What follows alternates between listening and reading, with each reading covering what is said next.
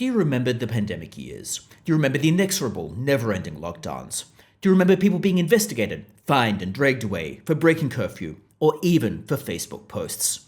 Well, most Australians do. Australia's harsh approach has attracted attention not just domestically, but overseas. It's attracted attention across the board.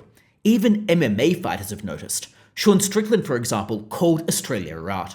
In a rather entertaining and memorable pre-match interview, he decried Australia's seeming lack of freedom of speech. Now, it is well worth a listen. And how do you feel about kind of being the honorary Aussie here? Because it feels like you're walking down the street, people are trying to get... Oh, man. No, it's good, man. You guys are all good. Well, it must be talked about. You guys did throw a pregnant woman in jail over a Facebook post during COVID.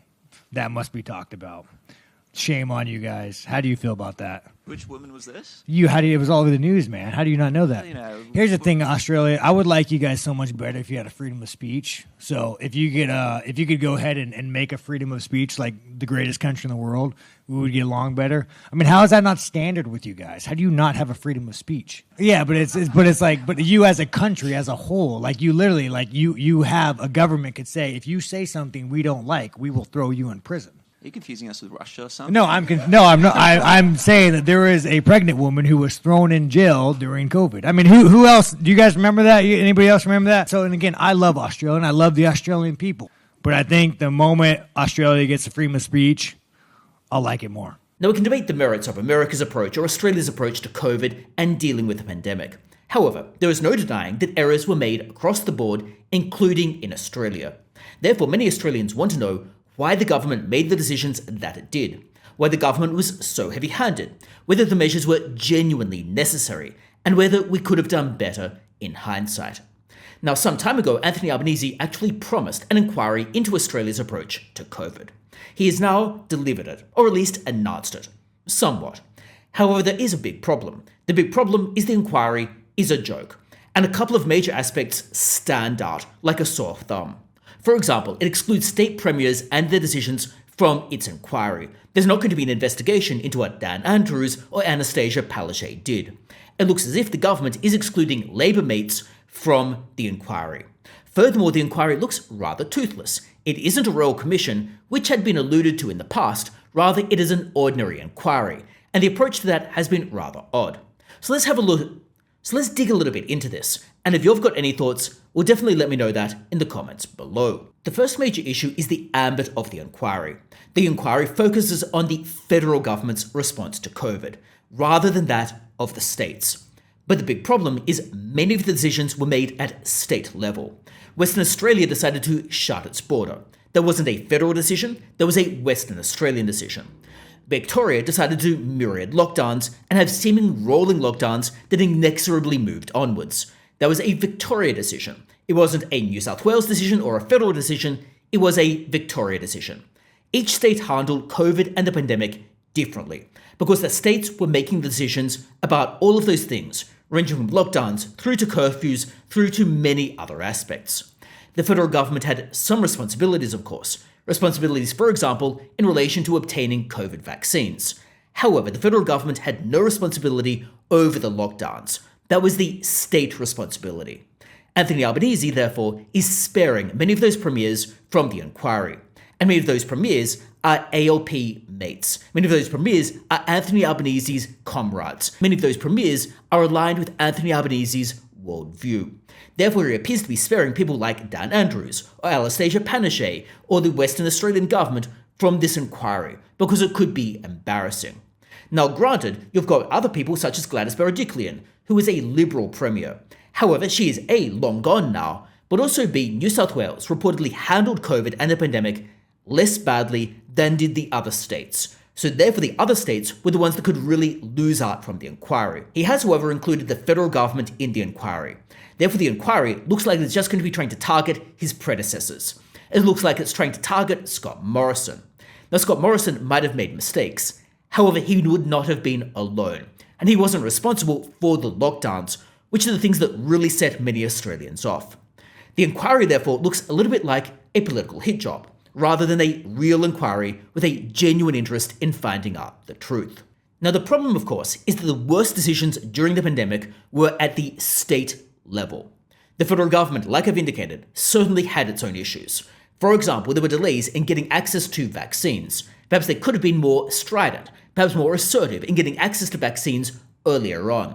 They could have also been better in their rhetoric, convincing people that vaccines were worth taking, rather than going down the dogmatic, dictatorial type approach. Now, perhaps at federal level, we could look into things such as COVID relief payments, whether they could have been better structured, whether, for example, Qantas really needed the money that it got, and whether it should have been structured in a different way so the taxpayer could be refunded. The main concern, of course, is that many of the worst decisions were at state level, hence why they differed across states. In a federal system such as Australia's, the federal government can't impose those lockdowns. The federal government can't impose the curfews. Those were all state decisions. The decision, therefore, to exempt state premiers from the inquiry is patently ridiculous. The Australian Medical Association, which itself was rather dogmatic during the pandemic, even criticised this decision. The Australian Medical Association indicated the inquiry would be incomplete if the states and the state decision-making was exempted from the inquiry. One can't help but wonder whether it would be embarrassing for an inquiry to find that the Labor premiers, Dan Andrews and Anastasia Palaszczuk, had made the worst decisions, and the Liberal premier, being Gladys Berejiklian, had made some of the less awful ones. That the inquiry will not investigate the worst of the COVID-related decisions is rather telling. It looks as if Anthony Albanese is trying to protect his political allies while targeting his political enemies. It's rather striking that this looks like an attempt to get his predecessor. The second major issue is the type of inquiry and how it's structured. For better or worse, Anthony Albanese has decided that this would not be a royal commission. Rather, it is going to be a plain inquiry. Anthony Albanese has suggested that a judge would not have the relevant expertise or experience to preside over the inquiry. However, this is frankly asinine. Under that logic, a judge would never have the expertise to judge anything of any real complexity. For example, they couldn't judge a medical indemnity case. They couldn't judge a complex corporate case. They couldn't judge anything else that requires technical expertise. But in Anthony Albanese's logic, we would never have a royal commission. We'd never even really have judges, because under his logic, judges simply wouldn't be qualified. It is a ridiculous argument that judges would not be qualified to oversee this inquiry as a reason for not having a royal commission. Now, there are debates for and against having a royal commission per se. Royal commissions can sometimes go a little bit overboard. However, the logic put forward doesn't actually stand up to scrutiny. Anthony Albanese has also said that a royal commission could take quite some time to reach an outcome, and he wants a speedy outcome. However, again, that's a little bit weird. A longer inquiry that delivers better results is better than a quick, ham-fisted one. The inquiry would therefore have fewer powers just being an inquiry rather than a royal commission, and it would be hamstrung. Anthony Albanese might also have considered pragmatic issues, such as state premiers not acquiescing to a royal commission into themselves. But again, that's rather telling, because it suggests the state premiers are dictating the terms of reference. But overall, it looks like we're having an inquiry rather than a royal commission in order to avoid embarrassing ALP premiers. If the inquiry cannot properly compel witnesses and is less thorough and its scope is limited, then the ALP premiers look like they are off the hook. This is despite the fact that the premiers were the biggest source of pain. They caused the lockdowns, they caused the curfews, they imposed the draconian laws. These were not the federal government, and therefore the inquiry needs to look into the state governments and needs to do so with some power. Australians are now stuck with this rather duplicitous-looking inquiry. They're stuck with something that looks like it might be a panacea, but it doesn't actually achieve anything. Rather, it just looks like an attempt to pick up dirt on the predecessors. Now, there's not much Australians can actually do to change this. Australians can complain, the media can complain, but Anthony Albanese at the moment can really push ahead with whatever he feels like. The only real remedy here is Australians can vote at the ballot. Australians can vote next election to ensure that Anthony Albanese's power is somewhat reduced. They can vote at the very least to ensure the House and the Senate are split, because that way the ALP will have less power to run roughshod over Australians. But if you've got any thoughts about this inquiry and any thoughts about how it's structured on its terms of reference, let me know that in the comments below.